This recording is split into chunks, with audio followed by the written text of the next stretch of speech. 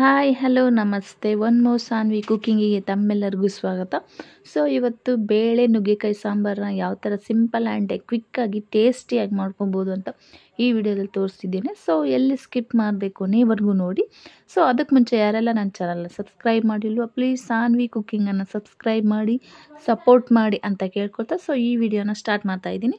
ಮೊದಲಿಗೆ ಒಂದು ಕುಕ್ಕರ್ಗೆ ಇಲ್ಲಿ ಅರ್ಧ ಬೌಲಷ್ಟು ತೊಗರಿ ಬೇಳೆನ ತೊಳ್ಕೊಂಡು 1-2-3 ಟೈಮ್ ತೊಳೆದು ಅದನ್ನು ಕುಕ್ಕರಲ್ಲಿ ಹಾಕ್ತಾ ಇದ್ದೀನಿ. ಹಾಗೆ 2 ಟೊಮೊಟೊ ಕೂಡ ಚಿಕ್ಕದಾಗಿ ಹೆಚ್ಕೊಂಡು ಅದನ್ನು ಕೂಡ ಹಾಕ್ತಾ ಇದ್ದೀನಿ. ನುಗ್ಗೆಕಾಯಿನೂ ಕೂಡ ಅದನ್ನು ಕಟ್ ಮಾಡಿ ಹಾಕೊಡ್ತಾ ಇದ್ದೀನಿ. ಸೊ ಈಗ ಬೇಳೆ ನುಗ್ಗೆಕಾಯಿ ಮುಳುಗುವಷ್ಟು ನೀರನ್ನು ಹಾಕಿ 1 ಚಮಚ ಅರಿಶಿನ ಹಾಗೆ 1 ಸ್ಪೂನಷ್ಟು ಎಣ್ಣೆನ ಹಾಕಿ ಈಗ ಇದನ್ನು 1-2 ವಿಷಲ್ ಓಡಿಸ್ಕೊತಾ ಇದ್ದೀನಿ. ಸೊ ಈ ಥರ ಬೆಂದಿದೆ.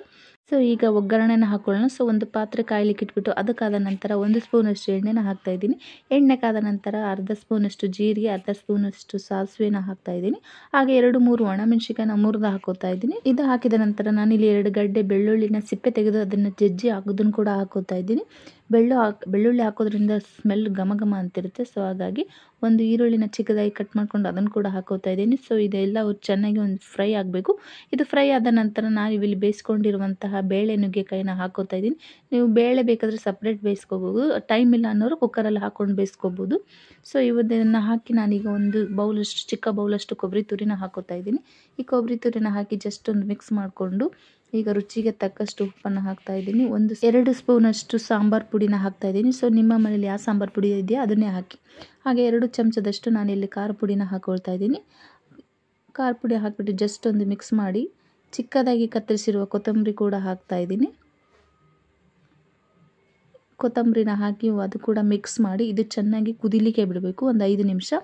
ಸೊ ಇದು ಜಾಸ್ತಿ ಕುದಿಬೇಕಂತ ಏನು ನೆಸೆಸಿಟಿ ಇಲ್ಲ, ಒಂದು ಕುದಿ ಬಂದರೆ ಸಾಕು. ಯಾಕಂದರೆ ಆಲ್ರೆಡಿ ನಾವು ಬೇಯಿಸ್ಕೊಂಡು ಹಾಕ್ಕೊಂಡಿರುವಂಥ ನುಗ್ಗೆಕಾಯಿ ಬೇಳೆ. ಸೊ ಹಾಗಾಗಿ ನಾವು ಜಾಸ್ತಿ ಕುದಿಯೋ ನೆಸೆಸಿಟಿ ಇರಲ್ಲ, ಒಂದು ಕುದಿ ಬಂದರೆ ಸಾಕು. ಸೊ ಈಗ ಸಾಂಬಾರು ರೆಡಿಯಾಗಿದೆ. ನಾನು ಒಂದು ಬೌಲಿಗೆ ತೆಗೆದು ಹಾಕೊಳ್ತಾ ಇದ್ದೀನಿ. ಸೊ ಈ ಫಟಾಫಟ್ 10 ನಿಮಿಷ ಇಲ್ಲ 20 ನಿಮಿಷದಲ್ಲಿ ಈ ಬೇಳೆ ನುಗ್ಗೆಕಾಯಿ ಸಾಂಬಾರನ್ನ ನೀವು ರೆಡಿ ಮಾಡ್ಕೋಬೋದು. ತುಂಬ ಸಿಂಪಲ್ಲಾಗಿ ಕೂಡ ಇದೆ. ಸೊ ಈ ಬೇಳೆ ನುಗ್ಗೆಕಾಯಿ ಸಾಂಬಾರು ರೆಸಿಪಿ ನಿಮಗೆ ಇಷ್ಟ ಆಗಿದೆ ಅಂದ್ಕೊತೀನಿ. ಇಷ್ಟ ಆದರೆ ಸಾನ್ವಿ ಕುಕ್ಕಿಂಗನ್ನು ಸಬ್ಸ್ಕ್ರೈಬ್ ಮಾಡೋದನ್ನು ಮಾತ್ರ ಮರಿಬೇಡಿ. ಸೊ ನೆಕ್ಸ್ಟ್ ಇನ್ನೊಂದು ಕುಕ್ಕಿಂಗ್ ವಿಡಿಯೋದಲ್ಲಿ ಸಿಗ್ತೀನಿ. ಅಲ್ಲಿವರೆಗೂ bye bye. Thank for watching.